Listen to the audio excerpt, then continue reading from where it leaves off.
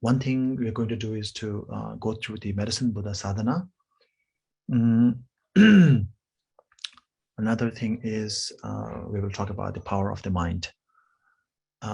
So for the medicine, so before we start, I would like to bring your attention to a little bit of breathing practice or breathing exercise. So it'll be a very simple breathing practice, because I don't know any complicated breathing practice anyways. So since I know only simple things, I can only share simple things with you. So what we're going to do is basically what we do usually, which is to breathe in and breathe out. But this will be some sort of a controlled form of breathing. So for this practice, please breathe in for 4 counts. 1, 2, 3, 4, 4 counts. And then hold your breath for 2 counts. 1, 2, not breathing in, not breathing out, just holding the breath. And then breathe out for 4 more counts. 1, 2, 3, 4. And we will be breathing not through our mouth, but only through the nostrils, our nose. So sit comfortably wherever you are sitting, and then we will start the breathing. So this will be like a guided meditation. 1, 2, 3, 4, in. 1, 2, hold. 1, 2, 3, 4, out. Remember, breathe in and out only through the nostrils. 1, 2, 3, 4, in. 1, 2, 1, 2, 3, 4, out. One more time. 1, 2, 3, 4. 1, 2. 1, 2, 3, 4. Now do it on your own, without my guidance.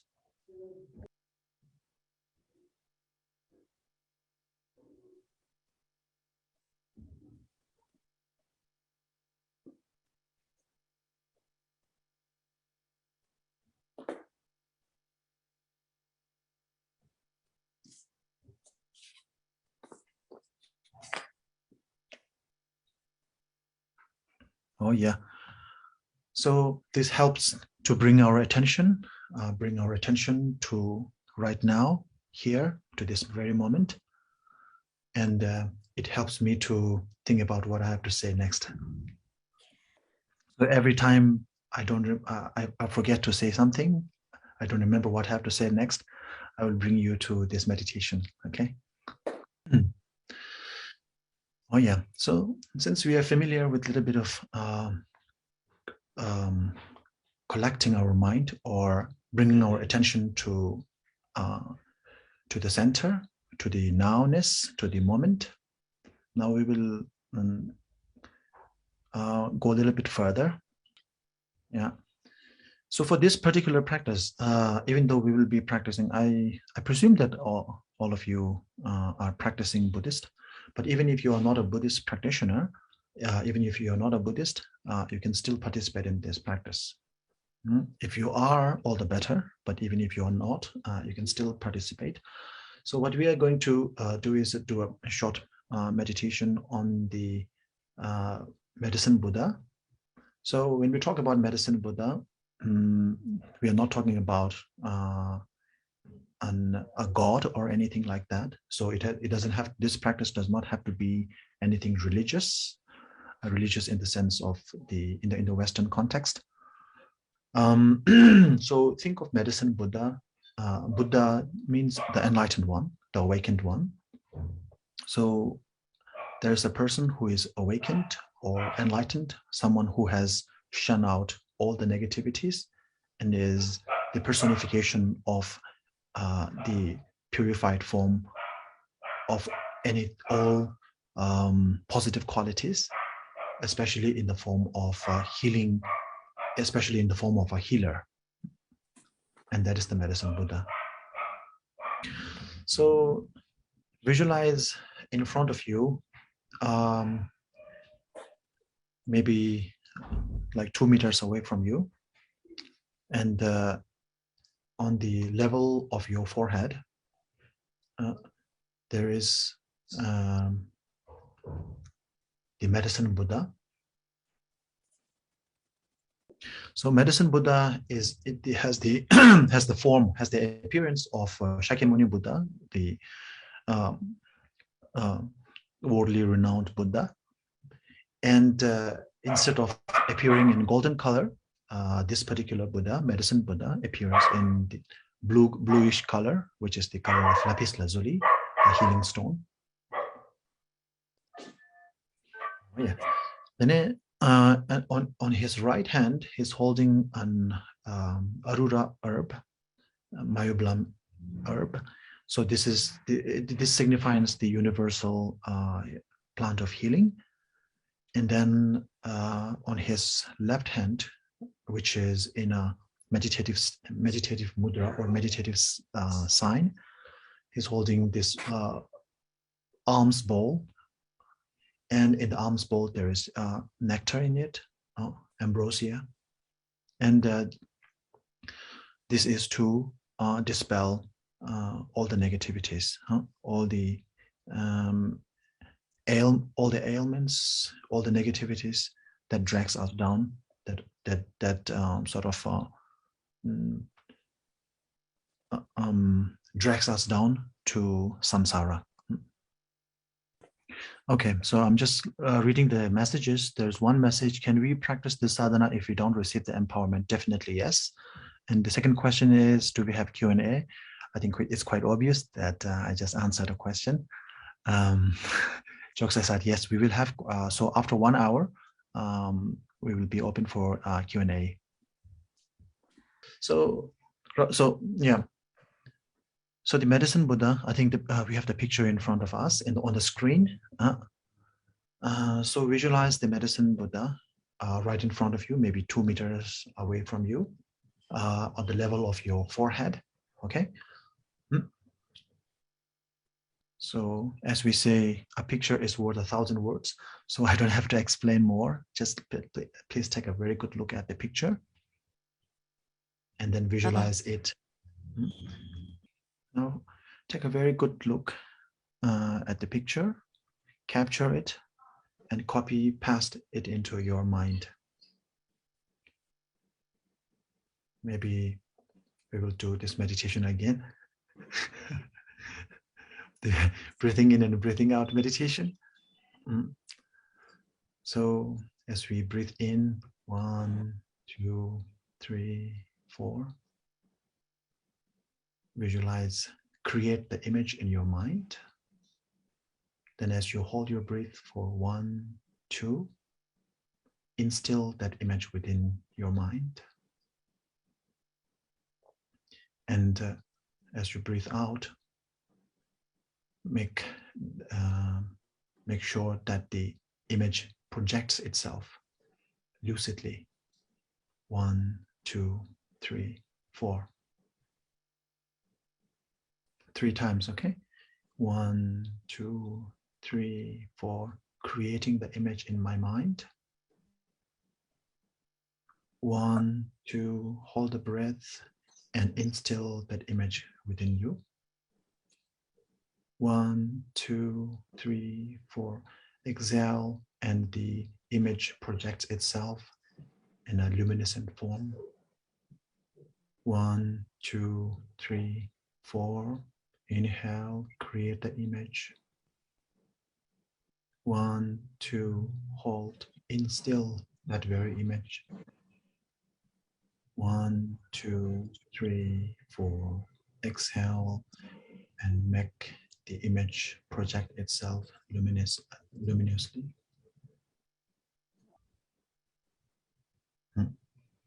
So, okay, thank you very much for following through. So would you like to go a little bit further? I think that's a silent yes.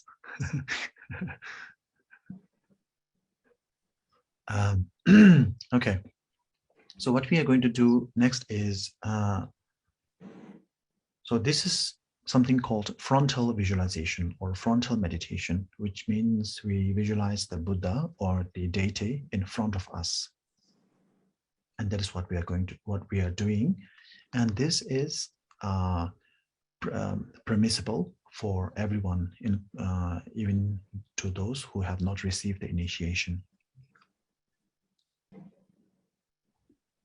Oh yeah. So what we are going to do next is we are going to visualize all the medicine Buddhas, the 7 medicine Buddhas. So it is very similar. One of the audience here has a picture on a profile, Doi Tin Yang, I think that's the name. So that person has a picture of medicine Buddha in the central and the other Buddhas surrounding the medicine Buddha. So this is what we are going to do exactly. So what we are going to do, please visualize, please create an image, please visualize on the right side of medicine Buddha, please visualize. So the medicine Buddha that we visualize in the central is known as the King of Lapis Lazuli. The King of Lapis Light, sorry. Medicine Buddha, King of Lapis Light, is the central figure, the medicine Buddha, what we usually refer to as the medicine Buddha. So he's in blue color. So he is at the center. On his right, please visualize medicine Buddha, delightful King of clear knowing. Tejin Shepa.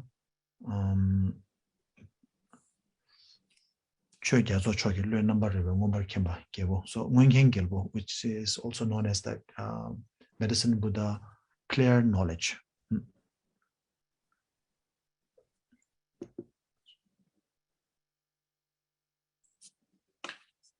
Could you please repeat that, the name of the Buddha on the right side?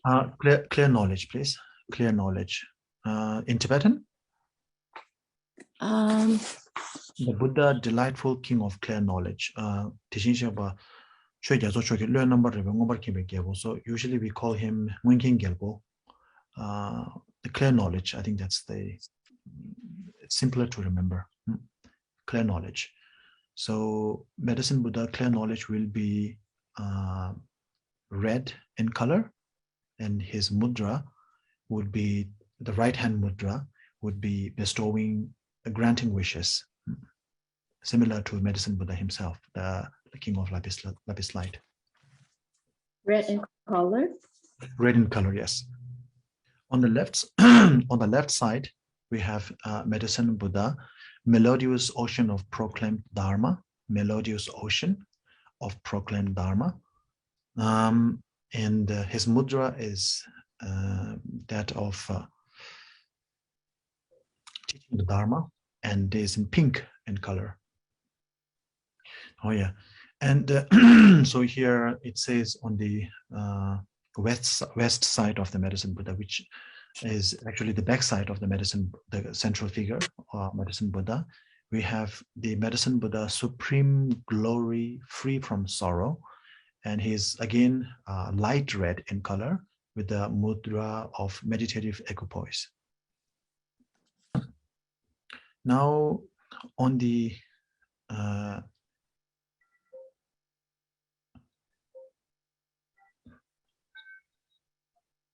southwest, north. Now on the north side, which would be the right after the previous Buddha, the immediately previous Buddha, and between him and the medicine Buddha known as the clear knowledge. So this would be the medicine Buddha known as stained excellent gold. And medicine Buddha, stainless excellent gold, will be right in front of Medicine Buddha, King of Lapis Light.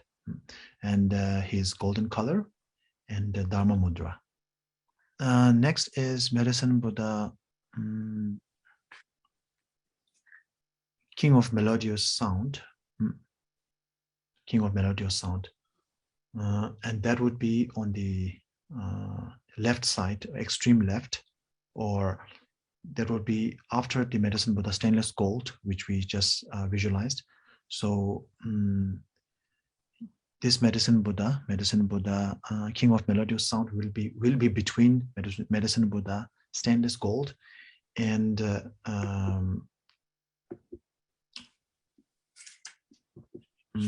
Medicine Buddha Melodious Ocean of Proclaimed Dharma, which is on the left side. So this Buddha is in between the two. In other words, this Buddha is in the left side of Medicine Buddha, between Medicine Buddha Melodious Sound and stainless gold. And he is yellow in color with the mudra of granting the supreme attainments. Now between Medicine Buddha on the right, which we visualize the first Buddha, which is the clear light, between him and the Medicine Buddha free from sorrow, we have the Medicine Buddha known as renowned, glorious King of excellent science. And he is golden in color and granting refuge. So the mudra for granting refuge is something like this. It's more like a helping hand. Okay, so we have been through some little bit sort of a complicated sort of round of Medicine Buddha visualization here. So basically, what we are going to do, so we have the picture in front of us. So what we are going to, so keep this in your visualization. So all these Medicine Buddhas, the 8 Medicine Buddhas, actually we visualize only 7, but we usually call them 8 Medicine Buddha because we aid the founder of the Buddha Dharma, which is Shakyamuni Buddha. When we add that Medicine Buddha, then we have 8 Medicine Buddhas. So normally in Tibetan, we call them 8 Medicine Buddhas and 7 Medicine Buddha brethren or brothers. So when we use the term brothers, there's only 7 of them. But when we use the term Buddhas, there will be 8 of them. Anyway, so 7 or 8 Medicine Buddhas. Let's visualize them in front of us, about 2 meters from us, and on the same level as our forehead. So let's. So once you have take a good look at the picture, now visualize that just as before. Create the image in your mental stream, instill it, and then project it. So what we are going to do now is, first of all, so this is something for those of you who are familiar. This is known as the seven limb practice. So first, what we are going to do is prostrate to the 7 or 8 Medicine Buddhas, 7 Medicine Buddhas in front of us.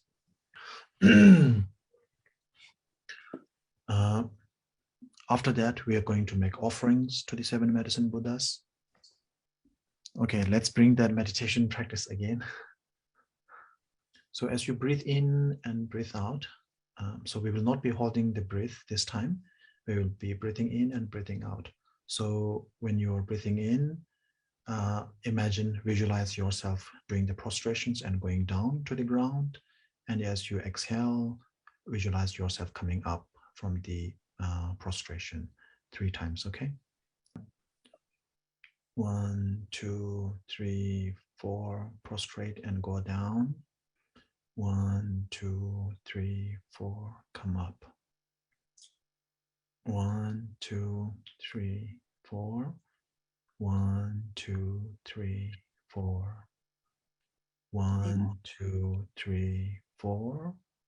1, 2, 3, 4. So we did the prostration part. So prostration is similar to bowing down in today's time, or in today's time, it will be similar to saying hi or shaking hands. So this is to show respect, to to greet. And then next we have the offering. So there are many types of offering. We can offer praise. So we can admiration of the medicine Buddhas, their abilities, their compassionate activities, anything that would be an offering of praise. This would be offering of admiration would actually be offering par excellence, because when you appreciate something, you actually approve something as you approve of that action as well. And when you appreciate something, you're actually approving the fact, and that means you approve the activities that the medicine Buddha has done. And when you approve and appreciate something, even though you may not be actively inclined to do the same thing yourself, you have your very being is inclined toward that that idea to some extent. So therefore, this is a great practice. So next, what we are going to do is to make the offering. So now, next is the confession. Confession is similar to agreeing with the doctor that your diet has been wrong, your living habit has been wrong, and you're going to mend your ways. So this is what confession basically means. So you confess all your sins, all your negativities, anything that you have wrongfully done, in front of the 7 great doctors, 7 great healers, 7 great medicinal Buddhas. Next is rejoicing.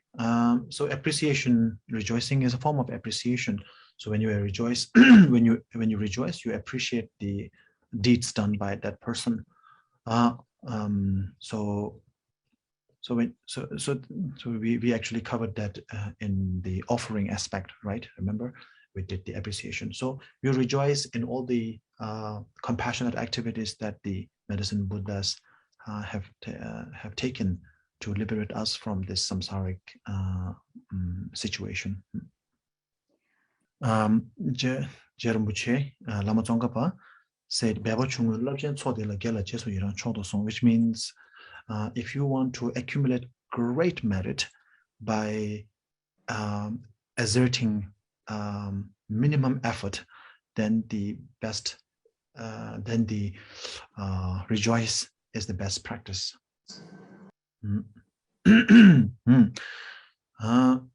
It is said that if you rejoice someone's good deeds, if that person has the same level of realization as you do, then you reap the same benefit, you accumulate the same merit as the person. If the person is higher than you, then you accumulate half the merit. And if the person is lower in realization than yourself, then you will accumulate double the merit. So therefore, it is, it's that kind of like buy one get two things. Very, very profitable investment. After the rejoicing, we have the beseech, or requesting the medicine Buddha or our teachers, who are the sort of the representative of the Buddhas, including medicine Buddha, to have a long life. To teach. Requesting to teach. Then at the end we have the so this is the beseech, and the last we have the request to have a long life. And so this is known as the 7 Limp practices.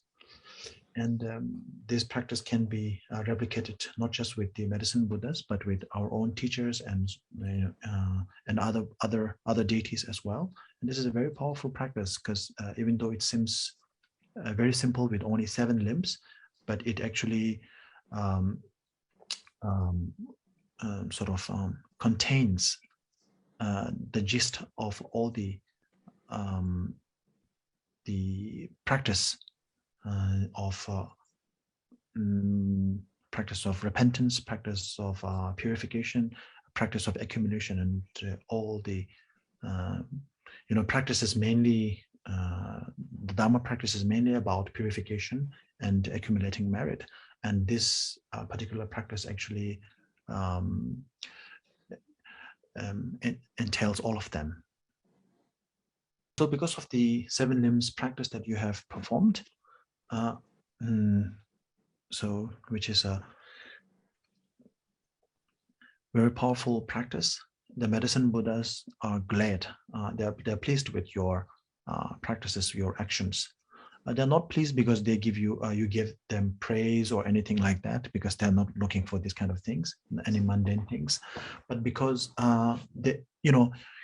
even one person in the world, even one single person in the world is able to dedicate one moment of their life to the Dharma, the Buddhas are pleased.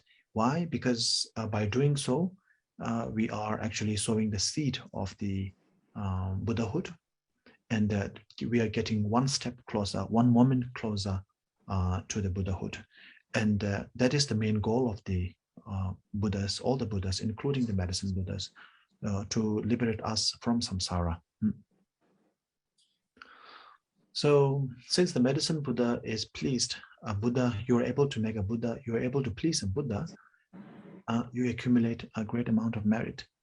Even in a worldly sense, if you're able to make a very famous person or a big guy, if you're able to make a great man or women happy, then of course you will. If you come under, if you are able to make such a person happy, then there will be there will be positive results. Similarly, being able to make the Buddhas happy would actually accumulate a great amount of merit. So the merit that you have accumulated is not just any ordinary sort of merit. This is a merit accumulated from pleasing not just one Buddha, but the 7 or 8 medicine Buddha, if you include Shakyamuni Buddha. And this merit is limitless. It's infinite merit. And it is so powerful, so impressive. It is so powerful and so impressive that it is able to actually move the medicine Buddhas. And because of that action, it actually is able to move the medicine Buddhas, and the medicine Buddha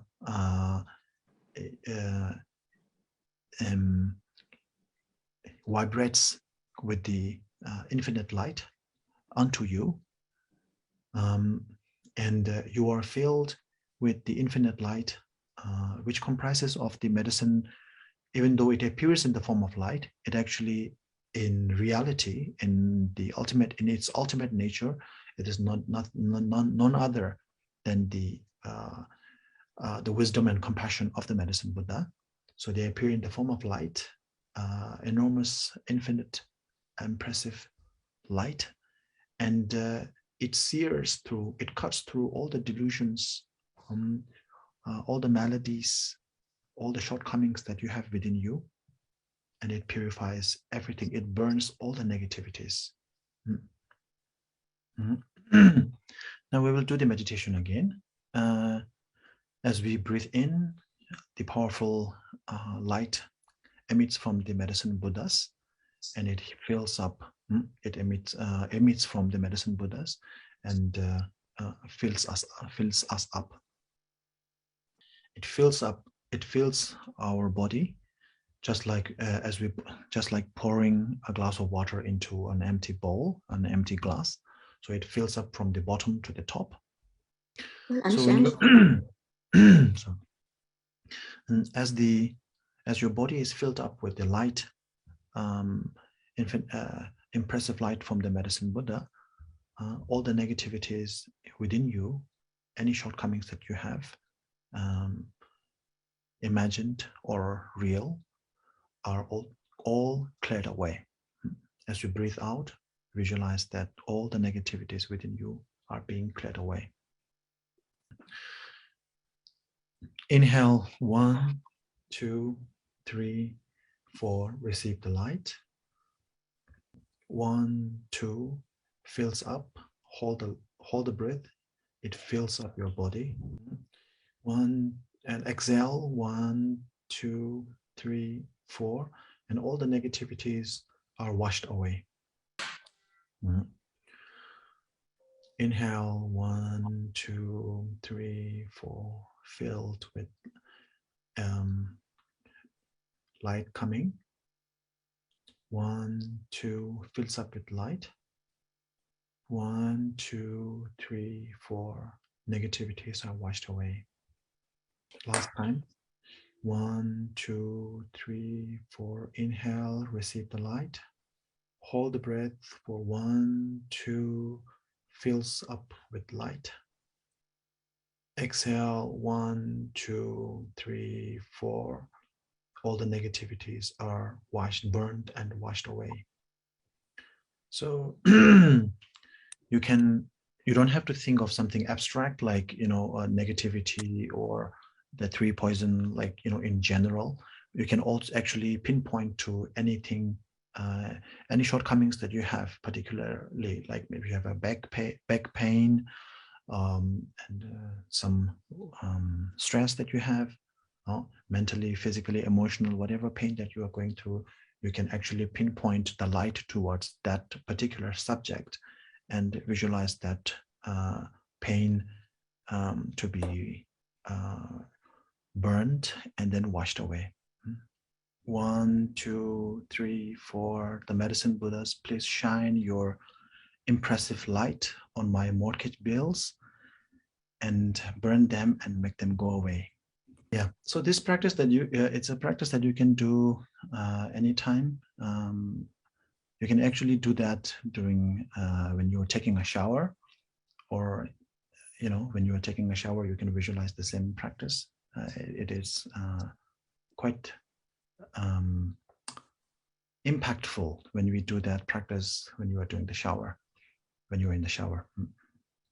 Of course, Dharma practice is spiritual, but we are materialistic beings. So therefore, when we have materials to aid us, to help us, material aids that is conducive to our practices, it helps tremendously. That is why we have like initiation within initiations, we have like vast initiation, crown initiation, things like that, something that we can visually grasp. And so therefore it makes some connection with us. And that's why we have the statues that's why we have the even though the actual practice lies, Buddha himself said many times that the ultimate refuge is the Dharma. The Dharma is the ultimate refuge, even though that we usually refer to the 3 refuges, but the ultimate refuge is the Dharma.